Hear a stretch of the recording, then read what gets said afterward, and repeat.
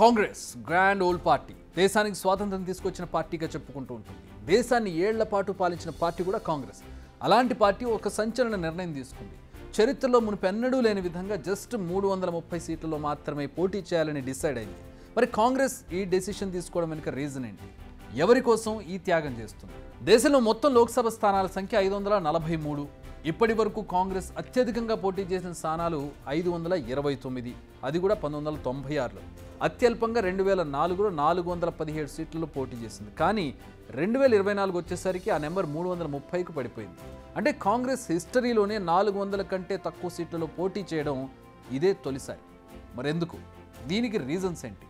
దీనికి simple answer: India కూటమి కోసం కాంగ్రెస్ సీట్లను త్యాగం చేసింది. గతంలో అంటే 2004లో కూడా ఇలాంటి సీనే కనిపించింది.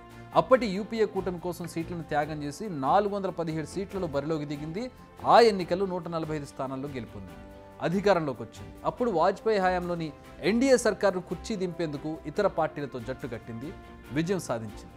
సేమ్ ఇప్పుడు కూడా ఇండియా కూటమి పేరుతో ఇతర పార్టీలతో జత కట్టింది, ప్రస్తుతం బరిలోకి దిగబోతోంది. అయితే 330 నెంబర్ పక్కానా అంటే ఇది పెరిగే ఛాన్స్ ఉంది, కానీ 400 దాటే అవకాశం అయితే కనపడడం లేదు. అయితే పోటీ చేసే స్థానాలు తగ్గినా పర్లేదు, కానీ ఖచ్చితంగా గెలిచే స్థానాల్లోనే కాంగ్రెస్ పోటీ చేయాలన్నది పార్టీ ప్లాన్గా కనిపిస్తుంది. అయితే బీహార్, ఉత్తరప్రదేశ్, మహారాష్ట్ర కానీ బెంగాల్లో మెజారిటీ సీట్లలో కాంగ్రెస్ పోటీ చేయడం లేదు. ఓవరాల్గా చూస్తుంటే 249 ఎంపీ సీట్లున్న 5 మెజారిటీ రాష్ట్రాల్లో కేవలం 65 సీట్లలో మాత్రమే కాంగ్రెస్ పోటీ చేస్తుంది. మిగతా సీట్లన్నింటినీ మిత్రపక్షాలకే వదిలేసింది. ఇప్పటి వరకు కాంగ్రెస్ 278 మంది అభ్యర్థులను ప్రకటించింది. కర్ణాటక, మధ్యప్రదేశ్లో 28 స్థానాలు, గుజరాత్లో 24, రాజస్థాన్లో 22, ఒడిశాలో 17, కేరళలో 16, యూపీ, మహారాష్ట్రలో 15 స్థానాలు, తెలంగాణలో 14, బెంగాల్, అస్సోంలలో 13, ఏపీ, ఛత్తీస్గఢ్లో 11, తమిళనాడులో 9, బీహార్, పంజాబ్లో 6, ఉత్తరాఖండ్లో 5, ఢిల్లీ, జార్ఖండ్లో 3 స్థానాలకు ఇప్పటికే అభ్యర్థులను ప్రకటించింది. అయితే కాంగ్రెస్ నేతలు మాత్రం తాము ఫుల్ క్లారిటీతో ఉన్నామని చెబుతున్నారు. 2004లో ఏ పరిస్థితులు అయితే ఉన్నాయో ఇప్పుడు కూడా అవే పరిస్థితులు ఉన్నాయని చెబుతున్నారు. ఇప్పుడు తమ లక్ష్యం అధికారం కాదని బీజేపీని గద్దె దించడం అంటున్నారు కాంగ్రెస్ పార్టీ నేతలు. 2019 ఎన్నికల్లో 421 సీట్లలో పోటీ చేసిన కాంగ్రెస్ కానీ 52 సీట్లలో మాత్రమే గెలిచింది. అయితే ఈసారి ఆ పరిస్థితి ఉండదని చెబుతున్నారు. తమిళనాడు, కేరళలో ఇండియా కూటమి తిరుగులేని విజయాన్ని సాధిస్తుందన్న ధీమాలో ఉన్నారు ఆ పార్టీల నేతలు.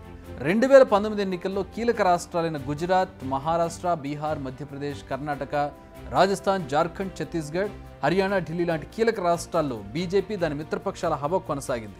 గుజరాత్, ఢిల్లీ, రాజస్థాన్, హర్యానా, హిమాచల్, ఉత్తరాఖండ్లో బీజేపీ ఒంటరిగానే క్లీన్ స్వీప్ చేసింది.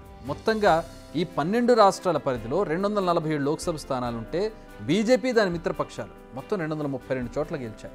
అదే టైంలో కాంగ్రెస్ దాని మిత్రపక్షాలు అంతా కలిసి కేవలం 15 చోట్ల గెలిచాయి. అయితే ఈసారి ఈ సీన్ రిపీట్ కావద్దని చూస్తోంది. బలం లేని చోట పోటీ చేయడం కంటే ఆ స్థానాన్ని గెలిచే సత్తా ఉన్న మిత్రపక్షానికి ఇచ్చి మద్దతు ఇవ్వడం బెటర్ అన్న ఆలోచనలో ఉంది. ఇటీవల ఎన్నికలు జరిగిన మధ్యప్రదేశ్, ఛత్తీస్గఢ్, రాజస్థాన్ ఎన్నికల్లో కాంగ్రెస్ ఓడిపోయింది. అందుకే కూటమిలో ఉన్న పార్టీలకు సీట్లు ఇచ్చేందుకు వెనకాడడం లేదు. మహారాష్ట్రలో కూడా శరద్ పవార్, ఉద్ధవ్ ఠాక్రే పార్టీలకు మెజారిటీ సీట్లను కట్టబెట్టింది. యూపీలో గత ఎన్నికల్లో 67 స్థానాల్లో పోటీ చేస్తే ఈసారి కేవలం 17 స్థానాల్లో మాత్రమే బరిలోకి దిగుతోంది. అంటే లాస్ట్ ఎలక్షన్స్ కంటే 50 తక్కువ.